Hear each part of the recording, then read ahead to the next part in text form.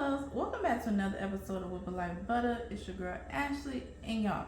Okay, so y'all love my last Mile High Pound Cake. If you missed it, it was a dark chocolate Mile High Pound Cake. So good. It's like a brownie pound cake mix. It's awesome. You gotta try it for yourself. And we topped it with a chocolate glaze. Alright, so go check that out if you didn't know about it. But today, I got something new for y'all. This is a cream cheese Mile High pound cake, y'all. Look at her. And we added a touch of elegance with the pearls, and they're candy pearls, so yes, we can enjoy them too. All right, I think y'all really gonna love this. This is nice for like a little celebration or for like the holiday season, stuff like that. So without further ado, we're gonna go ahead and get into it. So I'll show you how we do it. Let's go. All right, so let's go ahead and whip this butter up. We're using 4 sticks for this Mile High pound cake. We're gonna get that going.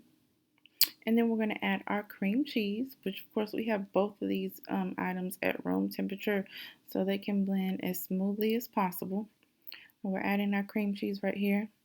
And we're going to give that another mix, of course.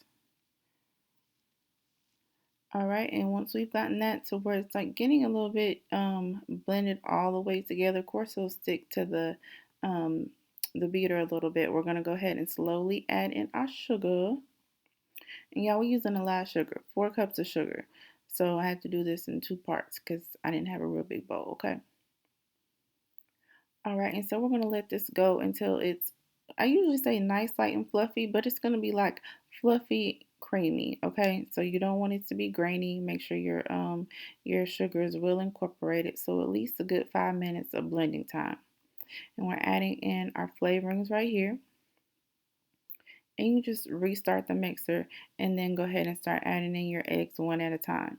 So this is a big cake, so we're using a lot of eggs. So we're using 10 room temperature eggs, and y'all know how we do.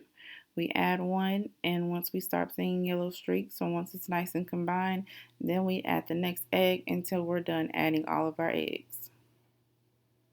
And y'all keep in mind that this video was sped up. I keep my mixer like a 1, or we're even speeding it faster here. I keep my mixer like at a 2 at the max unless I'm making icing or frosting or something like that. I just take it real nice and slow. So we're scraping down the sides of the bowl right here. Get everything nice and blended before we add in our next ingredient. Okay, and so we're going to add our flour into the batter. So you can add that, of course, in 3 spots, whatever, just as long as you don't overmix. And if you have an issue overmixing, it's always a good idea to just mix in your flour by hand. Our baking powder and our salt is also already combined into our flour. So I don't mix it until it's like absolutely, smooth, or just mix, mix, mix. I just mix it until the flour is incorporated. It's no longer like real super thick or the flour sitting on top of the batter, and then add in the next. Alright, and then we're going to stop it as soon as it's combined because, we finished the last of it by hand. So again, in here with our spatula, we're going to start at the edges because that's mainly what we're trying to incorporate that didn't get into the batter. Start at the edges and then make sure you blend from the bottom to get all that mixed, and then we're going to go ahead and get ready to prep our pan. Alright, so what we're going to do is, of course, spray the hell out of that pan with Baker's Joy. And because I had like some little areas where the Baker's Joy just kind of like sat up on my pan, I'm just going to go ahead and grab a pastry brush and go ahead and smooth those little parts out.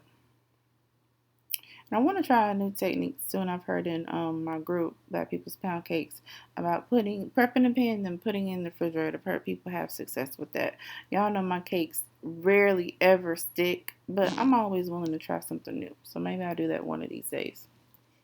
Alright, we're laying our batter in that pan. We gotta smooth it. This is a good idea for some of y'all having a tunnel in the middle of your cakes.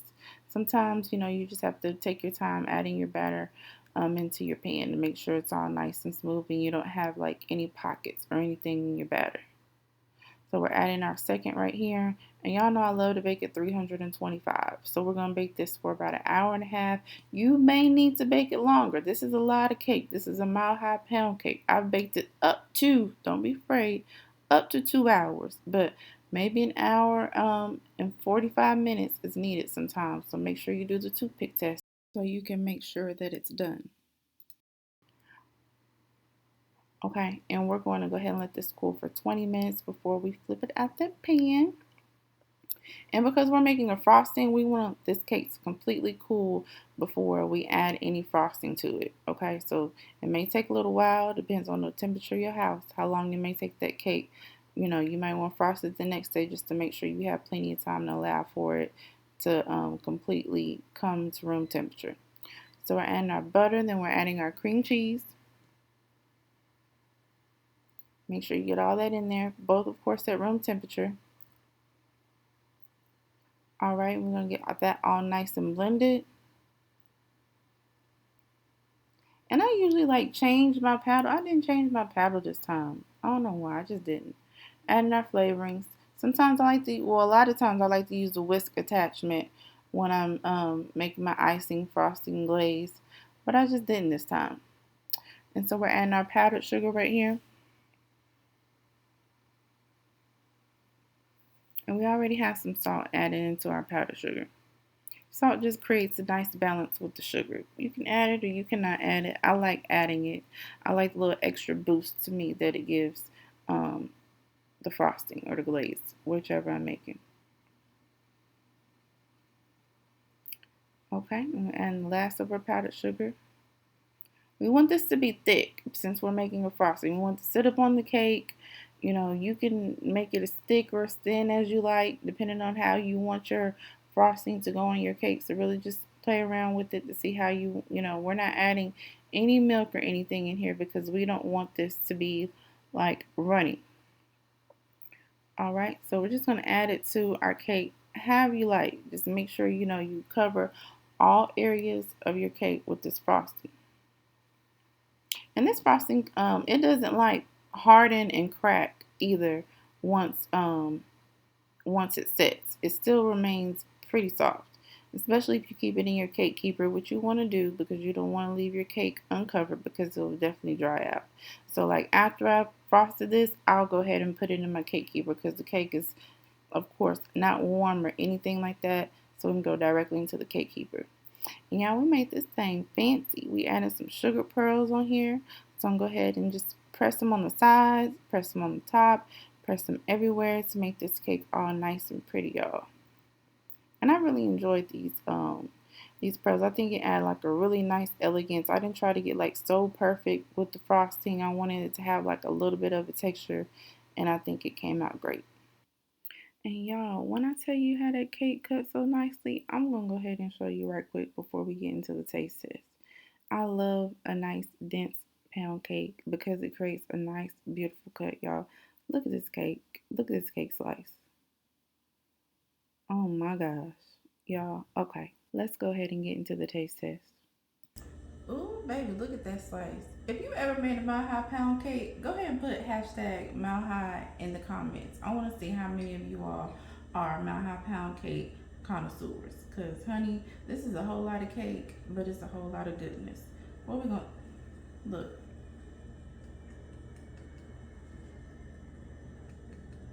You hear that crust?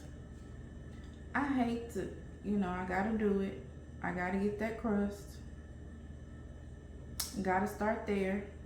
I don't even really care about icing on this cake. I added it just to add a touch of something different. It really does not need it, but you know, hey, we gotta switch it up sometimes. Y'all, we probably said, baby, it wasn't that good that fast. It really was. This cake sat for a couple of days. The cream cheese, y'all, it just does something to the cake. It's got a little, just like a little chewy. You know when I say that's it, that's all. Let's go over here to this icing because you know we gotta do it, even though that's not my favorite part. And check that out too. Got a little candy pearl right there.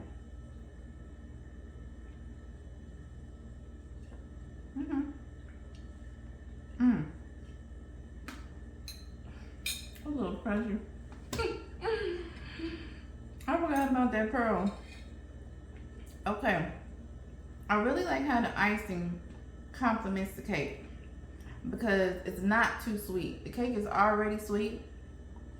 So it just really is like nice and light. And it's just really good. I like that. That's not my favorite part of the cake, but it's really good. And the candy pearls, I couldn't really taste them. I just picked them up at the store. Yeah, I deconstructed this cake. I'm gonna quit smacking y'all ear. Y'all know what I want y'all to do. If you hadn't grabbed the recipe already, make sure you go in the comment section, click the link, grab the recipe, so you can be happy as me how I'm over here just, you know, kicking and stuff over this cake. And don't be stingy. Make sure that you share, comment, subscribe, and come back and join us for more over here at Whip It Like Butter. All right, bye. Baby, I gotta get a little bit more of the bottom of that cake because it's everything. Ooh. Okay, get this recipe.